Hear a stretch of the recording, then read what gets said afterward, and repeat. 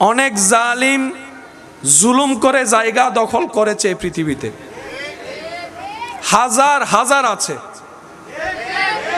কিন্তু যাদের উপর জুলুম করা হয়েছে আল্লাহ তাদের বংশধরকে আরো তার চাইতে বেশি নিয়ামত দান করেছেন। এবার আওয়াজ দিয়ে বলুন, সব কিছুর স্রষ্টাকে, সব কিছুর মালিককে। তিনি সব কিছু দেখে কি দেখে না, শুনে কি শুনে না? তাহলে বান্দাদের টেনশন করার মতো আসলে কোনো দরকার, কারণ একজন মালিক আমাদের। আসুন, আল্লাহ তাআলা সকালবেলা সূর্য তুলে, সন্ধ্যার সময় সূর্য অস্ত যায়। সূর্য কিন্তু হারিয়ে যায় না,